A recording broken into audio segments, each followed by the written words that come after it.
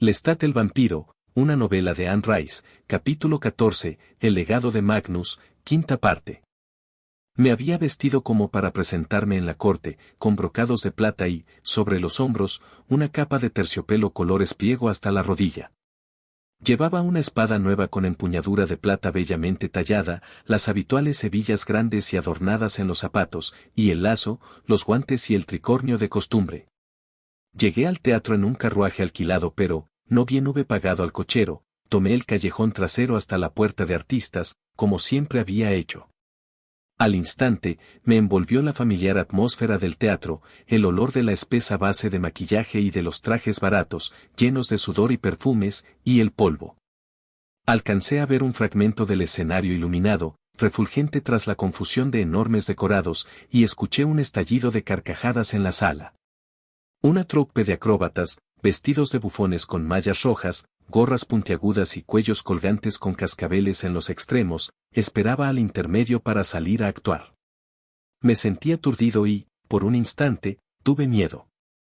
El recinto me producía la sensación de lugar cerrado y peligroso, pero resultaba maravilloso volver a estar en él. Y también crecía dentro de mí una sensación de tristeza. No, de pánico, en realidad. Luchina me vio y soltó un chillido. Por todas partes se abrieron las puertas de los pequeños y atestados camerinos. Renaud corrió a mi encuentro y me estrechó la mano con fuerza.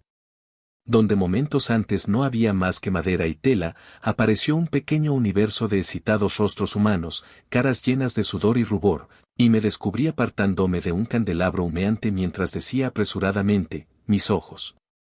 Apagad eso. Apagad las velas. ¿Le duelen los ojos, no lo veis? Repitió Janette con voz urgente. Noté sus labios húmedos entreabiertos contra mi mejilla. Me rodeaba todo el mundo, incluso los acróbatas, que no me conocían, y los viejos pintores y carpinteros del teatro, que tantas cosas me habían enseñado. Llamad a Nicolás, dijo Luchina, y estuve a punto de gritar, no. Los aplausos sacudían el viejo local. El telón fue bajado desde ambos lados del escenario y, al instante, mis viejos compañeros actores corrieron a mi encuentro mientras Renaud llamaba a brindar con champán. Mantuve las manos sobre los ojos como si, cual basilisco, fuera a matar a cualquiera con solo mirarle. Noté que se me llenaban los ojos de lágrimas y comprendí que debía enjugarlas antes de que nadie viera caer las gotas sanguinolentas. Sin embargo, estaban tan cerca de mí que no podía alcanzar el pañuelo y, presa de una súbita y terrible debilidad, pasé los brazos en torno a Janette y Luchina y apreté el rostro contra el de esta última. Eran como dos aves, de huesos llenos de aire y corazones como alas batientes. Por un segundo, mi oído de vampiro escuchó correr la sangre por ellas, pero tal cosa me pareció una obscenidad. Me limité a rendirme a los besos y caricias, olvidando el latir de sus corazones, y a asirme a ellas, a oler su piel empolvada, a notar de nuevo la presión de sus labios. No sabe lo preocupados que nos tenía. Retumbó la voz de Renaud. Y, luego, todas esas historias sobre su buena fortuna. Batió palmas y anunció, atentos todos. Todo el mundo. Este es Monsieur de Valois, propietario de este gran establecimiento teatral. Continuó con un montón de frases pomposas y festivas, arrastrando a actores y actrices para que me besaran la mano, supongo, o el pie. Yo seguí sujeto con fuerza a las muchachas, como si, de soltarlas, fuera a estallar en pedazos. Entonces oí a Nicolás y supe que estaba apenas a un palmo de mí, mirándome, y que se alegraba demasiado de verme para seguir mostrándose dolido. No abrí los ojos pero noté en el rostro el contacto de su mano, que luego me sujetó por la nuca con fuerza. Debían haberle abierto paso y, cuando al fin llegó a mis brazos, me recorrió una ligera convulsión de terror, pero la luz era allí mortecina y yo me había saciado a conciencia para estar cálido y tener un aspecto humano. Pensé desesperadamente que no sabía a quién rezar para que el engaño funcionase. Y, entonces, solo quedó Nicolás y nada más me importó. Levanté la vista a su rostro. ¿Cómo describir el aspecto que tienen los humanos a nuestros ojos? Ya he intentado hacerlo un poco, al explicar la belleza de Nicolás la noche anterior como una mezcla de movimientos y colores. Pero no podéis imaginar qué significa para nosotros la visión de la carne viva. Por una parte están esos millones de colores y pequeñas configuraciones de movimientos que dan forma a las criaturas vivas en las que nos concentramos. Pero este resplandor se confunde totalmente con el olor de la carne. Hermosura, esa es la impresión que nos produce cualquier ser humano, si nos detenemos a pensarlo. Incluso los viejos y los enfermos, los mendigos a los que nadie vuelve la mirada en la calle. Todos son bellos como flores en el momento de abrirse, como mariposas surgiendo eternamente del capullo. Pues bien, todo esto vi cuando miré a Nicolás, cuando olí la sangre que latía dentro de él y, por un embriagador instante, solo sentí amor, un amor que borró todo recuerdo de los horrores que me habían deformado. Todos mis perversos éxtasis, todos mis nuevos poderes con sus gratificaciones, me parecieron irreales. Tal vez sentí también una profunda alegría al advertir que aún podía amar, si alguna vez había dudado de ello, y que se quedaba confirmada una trágica victoria. Me embriagó todo el viejo consuelo mortal, y había podido cerrar los ojos y perderme en la inconsciencia llevándole conmigo, o así me pareció. Pero algo más se agitó en mi interior, y cobró fuerzas tan deprisa que mi mente discurrió aceleradamente para ponerse a su paso y negarlo cuando ya casi amenazaba con salirse de control. Y supe muy bien de qué se trataba, era algo monstruoso y enorme y tan natural para mí como ajeno me era el sol. Quería a Nicolás. Le quería tanto como a cualquier presa con la que hubiera pugnado en la Ile de la Cité. Quería su sangre fluyendo en mis venas, quería su sabor y su aroma y su calor. El teatro se estremeció de gritos y risas, mientras Renaud ordenaba a los acróbatas que continuaran con el intermedio y a Luchina que abriera el champán. Pero nosotros estábamos lejos de todo en nuestro abrazo. El fuerte calor de su cuerpo me hizo entrar en tensión y retirarme, aunque no parecí moverme en absoluto. Y de pronto me enloqueció la idea de aquel al que amaba tanto como a mi madre y mis hermanos, aquel que me había inspirado la única ternura que había sentido nunca. Era una ciudadela inconquistable, asido firmemente a la ignorancia frente a mi sed de sangre cuando tantos cientos de víctimas se me habían entregado. Era para esto para lo que yo servía ahora. Era aquel el camino que debía recorrer. ¿Qué representaban aquellos otros, los ladrones y asesinos que había abatido en la selva de París? Era esto lo que deseaba. Y la grande, pasmosa posibilidad de la muerte de Nicolás estalló en mi cerebro. Tras los párpados cerrados, la oscuridad se había vuelto rojo sangre. La mente de Nicolás vaciándose en aquel último instante, rindiendo su complejidad junto con su vida. No podía moverme. Notaba su sangre como si la estuviera absorbiendo y dejé descansar los labios contra su cuello. Cada partícula de mi ser decía, tómale, llévatelo lejos de este lugar, lejos de todo, y sáciate de él hasta. ¿Hasta cuándo? Hasta que esté muerto. Me aparté y le separé de mí. A nuestro alrededor, todos vociferaban y alborotaban. Renaud gritaba algo a los acróbatas, que seguían pendientes de lo que pasaba. Fuera, el público exigía el número del intermedio con unas palmadas acompasadas. La orquesta ensayaba el animado sonsonete que acompañaría la actuación de los acróbatas.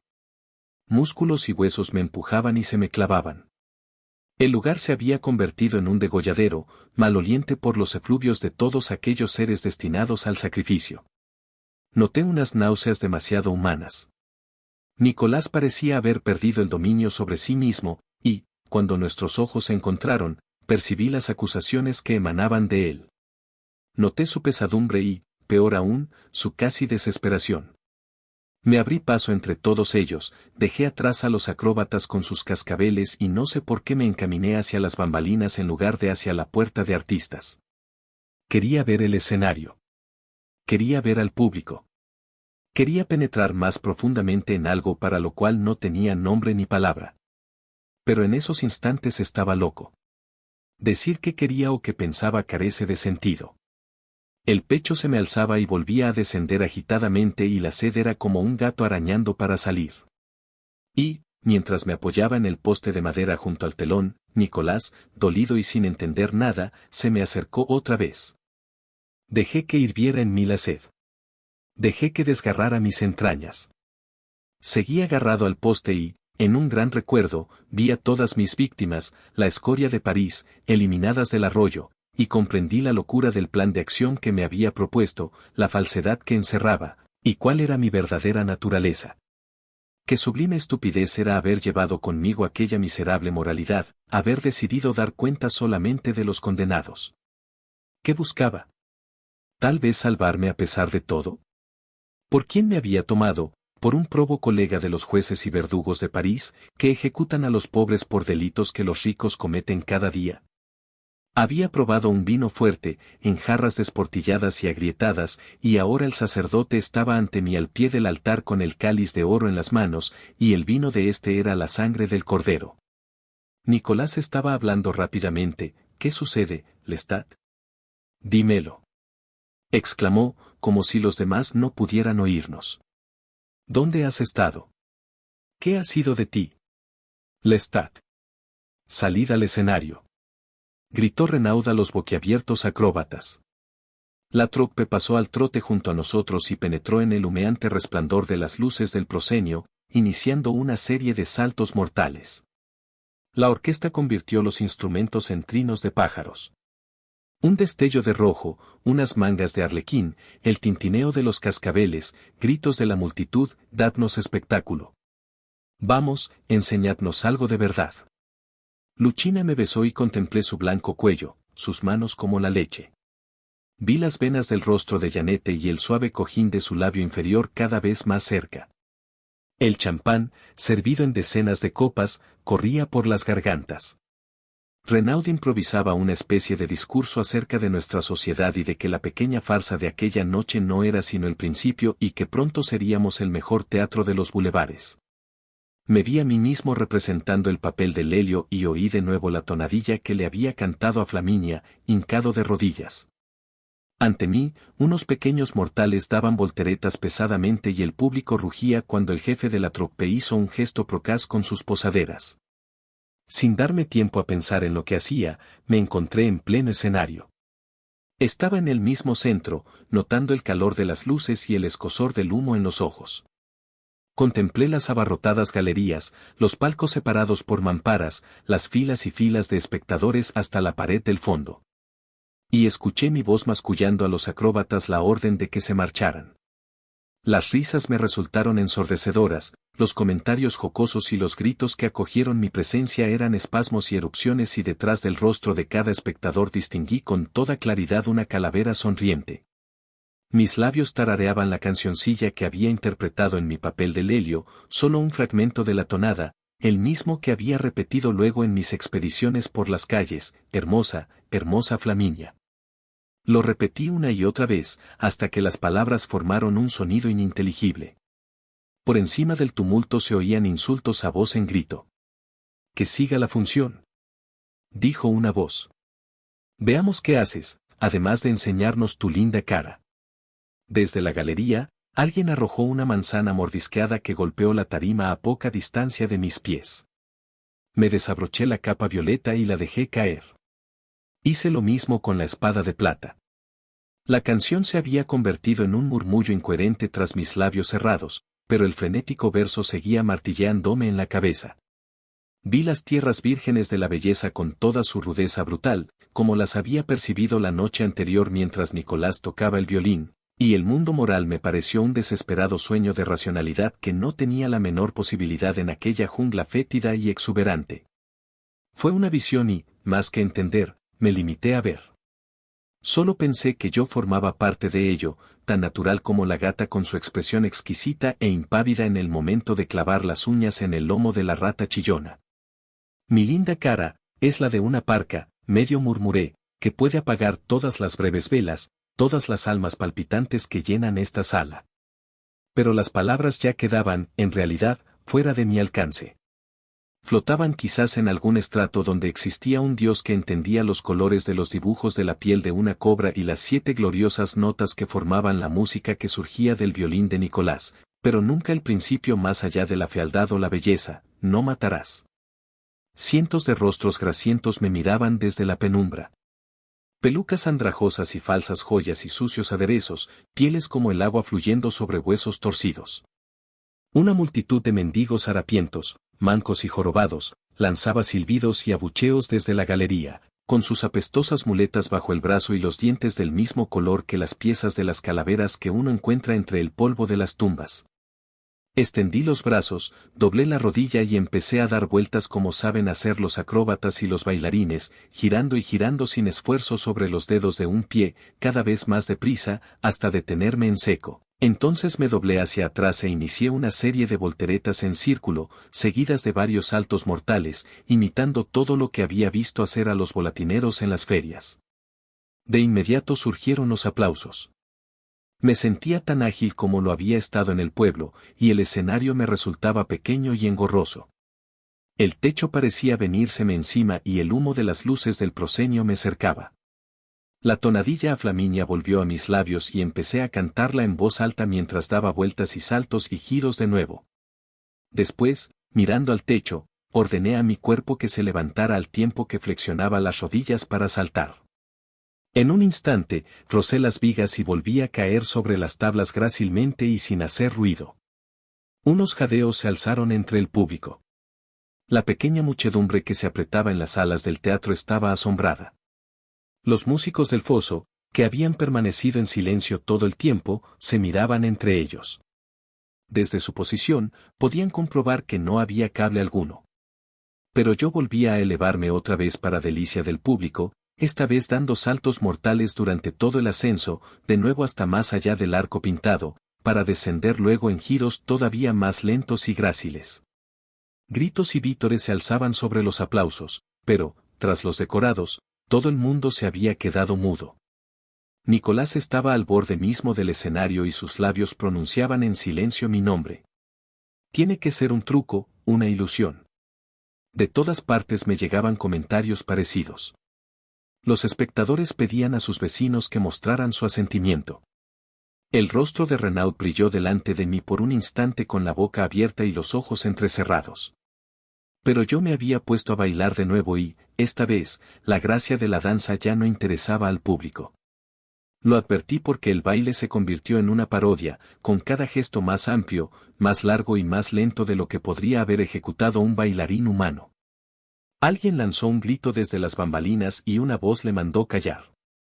Y entre los músicos y los ocupantes de las primeras filas de butacas se alzaron unos gritos. Los espectadores se estaban poniendo nerviosos y cuchicheaban entre ellos, pero la chusma de las galerías continuó batiendo palmas. De pronto, corrí hacia el público como si fuera a recriminarle su falta de sensibilidad. Algunos espectadores se sobresaltaron tanto que se incorporaron y trataron de escapar por los pasillos. Uno de los cornos de la orquesta dejó caer el instrumento y salió gateando del foso. Capté la agitación, la ira incluso, en sus rostros. ¿Qué eran todos aquellos trucos? De repente, habían dejado de divertirles, no podían comprender cómo los hacía, y en mis ademanes serios había algo que les daba miedo. Por un terrible instante, noté su desamparo. Y percibí su destino.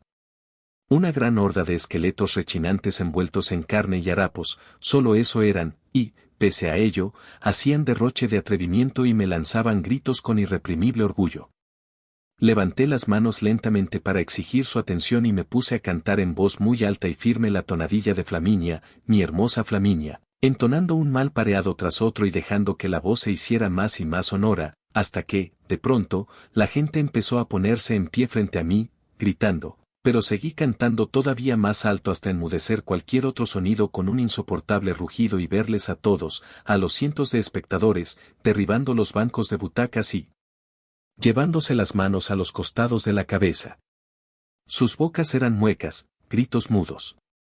Se produjo un tumulto de gritos y maldiciones mientras todos pugnaban por abrirse paso hacia las puertas. Las cortinas fueron arrancadas de sus barras y algunos hombres se dejaron caer desde las galerías para ganar la calle. Detuve la terrible cantinela.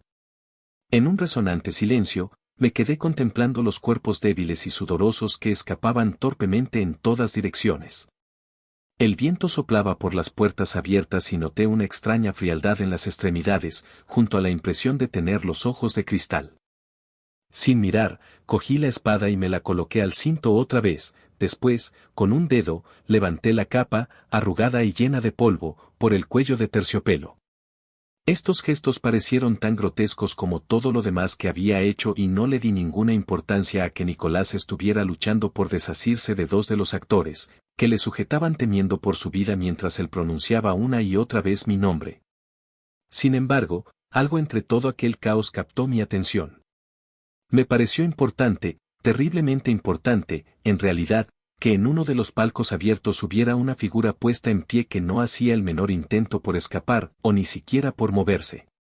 Me volví lentamente y le miré frente a frente, retándole, me pareció, a quedarse allí. Era un anciano, y sus empañados ojos grises me taladraban con terca indignación. Mientras le miraba fijamente, me oí a mí mismo emitiendo un poderoso rugido con la boca muy abierta. El sonido parecía surgir del fondo de mi alma y se hizo más y más potente hasta que los pocos espectadores que aún quedaban abajo volvieron a cubrirse los oídos, paralizados. Incluso Nicolás, que corría hacia mí, se encogió ante el doloroso sonido, haciéndose la cabeza entre las manos. Y, pese a todo, el anciano continuó inmóvil en el palco, terco e indignado y con una mirada colérica, frunciendo el entrecejo bajo la peluca gris. Di un paso atrás, crucé de un salto el vacío local y fui a aterrizar en el mismo palco, frente al hombre. A pesar de sus esfuerzos, se quedó boquiabierto y con los ojos horriblemente desorbitados.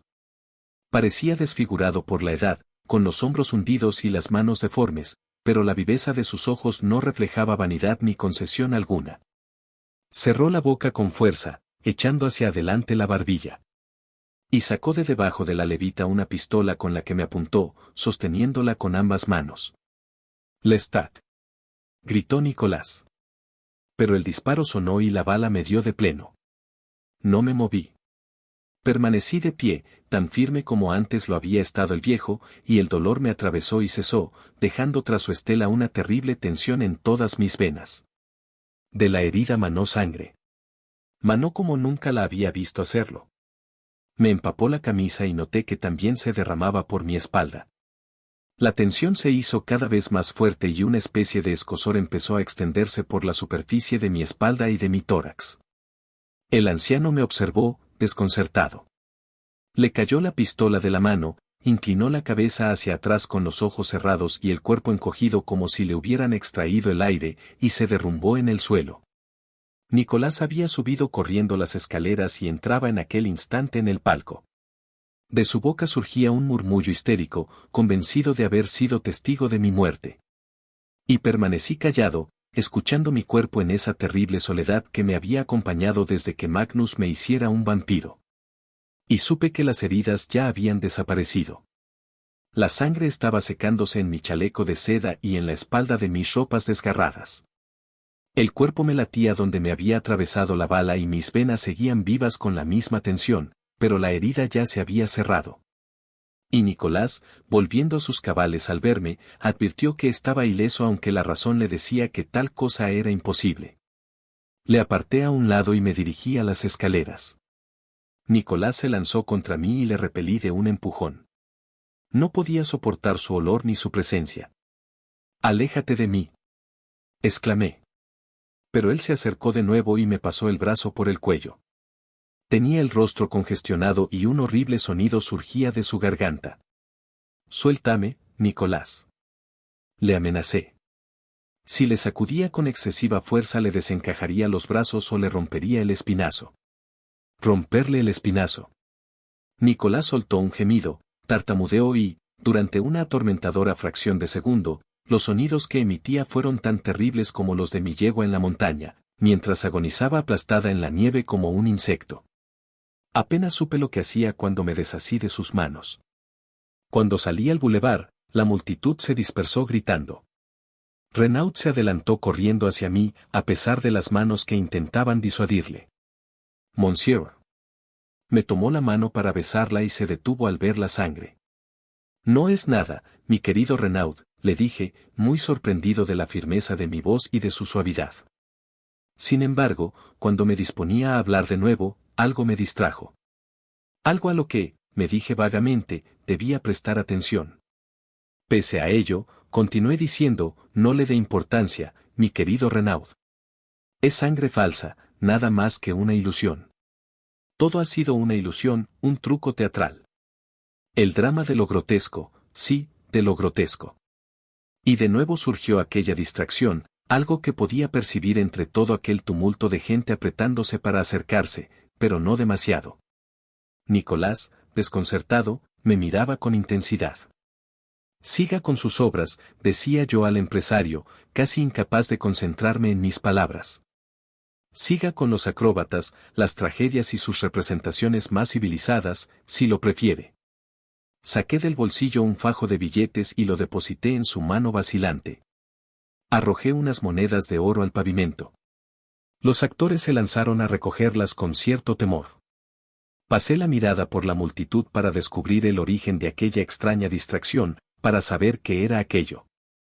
No se trataba de Nicolás, que me contemplaba con el ánimo abatido desde la puerta del teatro desierto.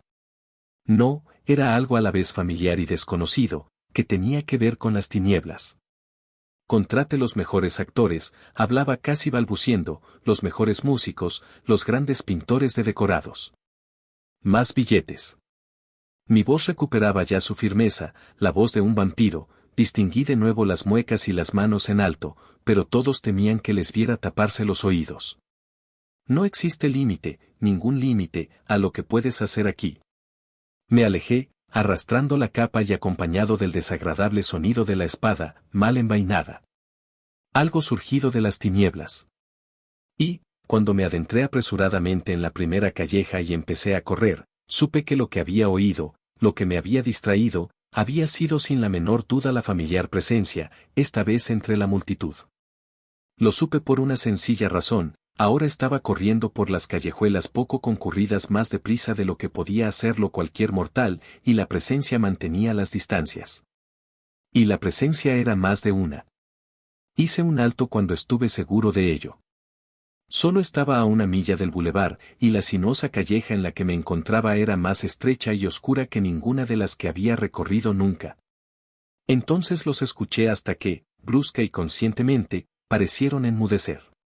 Yo estaba demasiado nervioso y me sentía demasiado mal como para ponerme a jugar con ellos. Estaba demasiado desconcertado y grité la vieja pregunta, ¿quién va? Hablad. En las ventanas próximas, los cristales vibraron. Los mortales se agitaron en sus pequeñas alcobas. Allí no había ningún comentario. Respondedme, atajo de cobardes. Hablad, si tenéis voz, o apartaos de mí de una vez por todas. Y entonces supe, aunque no sabría explicar cómo, que ellos podían oírme y responderme, si querían. Y supe que aquello que había percibido repetidamente era la irreprimible evidencia de su proximidad y de su intensidad, que no podían ocultar. En cambio, si podían poner un velo sobre sus pensamientos, y así lo habían hecho. Quiero decir con ello que poseían inteligencia, y también palabras. Exhalé un largo y profundo suspiro. Su silencio me atormentó, pero 1000 veces me afligía lo que acababa de suceder y, como tantas veces había hecho en el pasado, les volví la espalda. Las presencias me siguieron. Esta vez me siguieron y, por muy deprisa que yo avanzara, se mantuvieron siempre a la misma prudente distancia. Y no dejé de percibir su extraña, trémula y átona presencia hasta que llegué a la Place de Greve y entré en la Catedral de Notre Dame. Pasé el resto de la noche en la catedral, acurrucado en un rincón en sombras junto al muro de la derecha. Estaba hambriento debido a la sangre perdida, y cada vez que se acercaba un mortal sentía una fuerte tensión y un intenso escozor donde había recibido la herida. Sin embargo, esperé. Y cuando se acercó una joven mendiga con su hijito, supe que había llegado el momento. La mujer vio la sangre seca e insistió, casi frenética, en acompañarme al hospital cercano, el Hotel Dieu. Tenía el rostro demacrado por el hambre, pero trató de incorporarme con sus débiles brazos. La miré a los ojos hasta que vi helarse su mirada. Noté el calor de sus pechos sobresaliendo bajo los harapos. Su cuerpo suave y apetitoso se apoyó contra el mío, ofreciéndoseme, y la envolví en mis brocados manchados de sangre.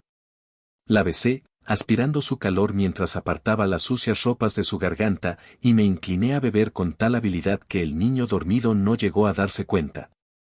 Después abrí con dedos temblorosos la sucia camisa del chiquillo. Aquel tierno cuellecito también fue mío. El éxtasis fue imposible de describir. Hasta entonces había gozado todo el placer que podía proporcionarme la fuerza. En cambio, aquellas víctimas habían sido mías en el acto más parecido a la entrega amorosa. La misma sangre parecía más cálida en su inocencia, más rica en su bondad. Después contemplé a mis víctimas, durmiendo juntas el sueño de la muerte. Aquella noche, la catedral no había sido un santuario para ellas. Y supe que mi visión del jardín de belleza había sido una visión real. En el mundo había propósito, sí, y leyes, e inevitabilidad, pero todo ello solo tenía que ver con la estética. Y en aquel jardín salvaje, los seres inocentes como mis víctimas estaban destinados a los brazos de un vampiro. Mil cosas más pueden decirse del mundo, pero únicamente los principios estéticos pueden ser verificados, y solo ellos permanecen iguales. Ahora ya estaba preparado para volver a casa. Y, cuando salí al aire de la madrugada, supe que había caído la última barrera entre el mundo y mi apetito. Ahora, ya nadie estaba a salvo de mí, por inocente que fuera. Y eso incluía a mis apreciados amigos del teatro de Renaud. E incluía a mi querido Nicolás. Gracias por dedicar tiempo a escuchar este audiolibro. Si deseas que continúe con esta fascinante historia o tienes alguna preferencia para futuras narraciones, déjame saberlo en los comentarios. Tu apoyo significa mucho. Y si te gusta mi contenido, puedes apoyarme con un donativo. No olvides suscribirte. Hasta la próxima.